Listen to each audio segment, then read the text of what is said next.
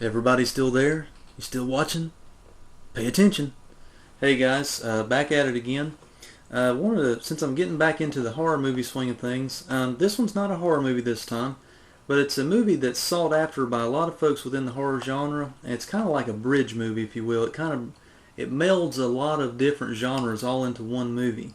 It's kind of a sleeper cult classic film, exploitation film. Um, it's none other than I'm going to review the two-disc special edition of Savage Streets with Linda Blair in the lead role from Exorcist fame and other horror movie efforts as well. This movie, to me, folks, I remember seeing it growing up, and it's one of those, if you saw it growing up during your formative years, it's just going to stick with you because it's got some really hard-hitting moments in the film and unforgettable lines in the film. It's just got some over-the-top acting. It's one of those kind of teen movies that basically the parents are just nowhere to be found. I mean, it's like a world of their own within the young people of the universe. And it's just all in that one little universe of just young people, and no parents are around. There's no guidance figures except for the principal in the movie. How to classify this movie? That's what I was thinking about before I did this review. Savage Streets, there again, it's a decent movie. It's directed by Danny Steinman of, of course, Friday 13th Part 5, New Beginning fame, The Unseen, some other good movies that he's done as well. This movie, how to classify it, it's kind of hard. It's not really like a full-on teen drama. It's not really a full-on action movie, or it's not really a horror movie. The best way I can explain this movie to you, if you've never seen it, the best way to classify Savage Streets, let me see here. I would call it an 80s exploitation film with horror movie qualities to it. That's why I think it bridges the gaps between so many different genres, and it's become a cult favorite for not only action film buffs, but also drama film buffs and horror movie buffs as well. And I think that's why this little movie, it's just catchy. It caught on, and it's just been a cult favorite ever since it was released. Of course, I didn't see this one at the movie theaters, but basically I saw it for the first time on HBO late night, of course, and then later on went and rented it on video cassette from the local video store. In fact, this two-disc DVD set is the first time it's been released on any type of formal DVD release or anything of that nature. I don't believe it was on Laserdisc before. I could be wrong. Don't shoot me down if I am. But it was released in the early to mid 80s a couple of times on VHS tape. But ever since then, a lot of people like myself and others out there have been waiting for a definitive edition. This two-disc special edition is pretty good, folks. It's got a lot of special features in it. Let's get into the story, and I'll go over the special features a little bit. It's pretty straightforward, guys. It's kind of starts off like a teen drama. There's some troublemaking gang. Basically, it starts harassing another gang of girls, that's led by Linda Blair in the movie. Now, the guys that they got to play this male gang that stalks and gives all the troubles to the Linda Blair girl gang, they must have really, whoever casted this movie, I'd like to give them a great golf clap at this time, because they found some really sleazy guys. I mean, they're probably not like this in real life, but for the most part, that gang is made up of these guys that are the ultimate and scumbags, okay? They're just total sleazeballs with a capital S, okay?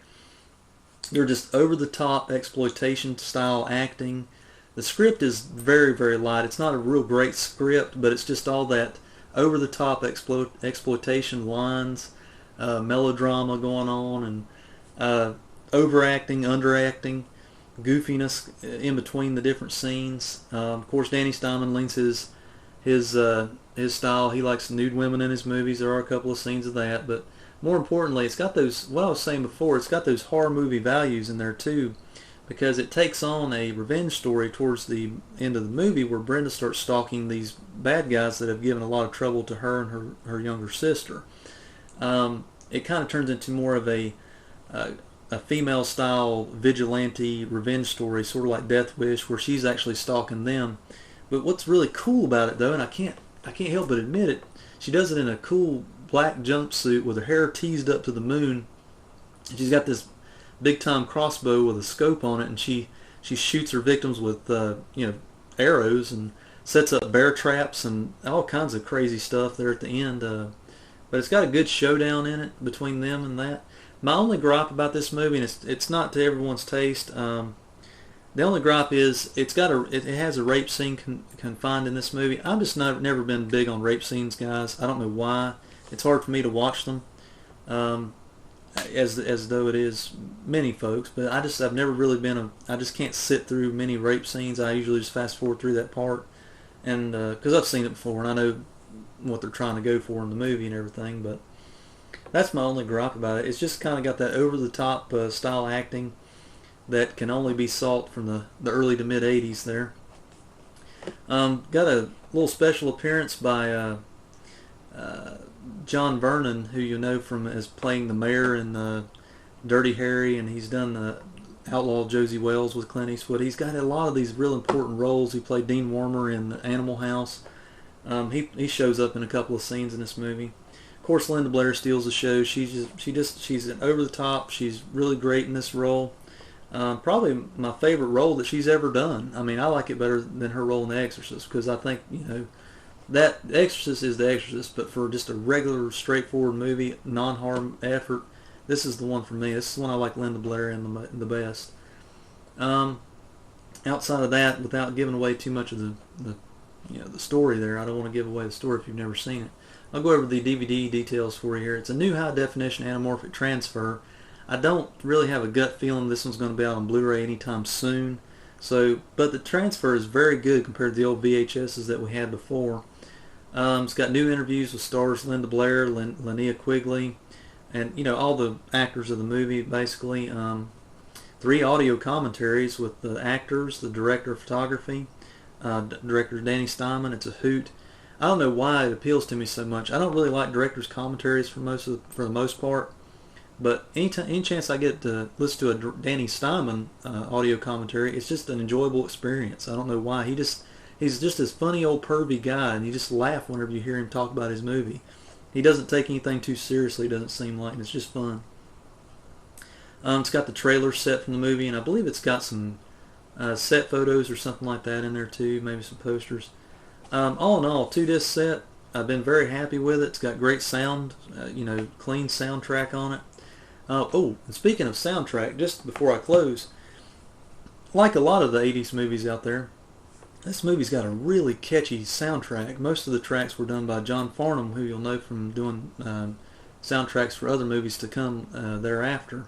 If I'm not mistaken, the soundtrack for this movie was very popular at the time, but it was only released on LP vinyl. It was never released on cassette or even to think of CD.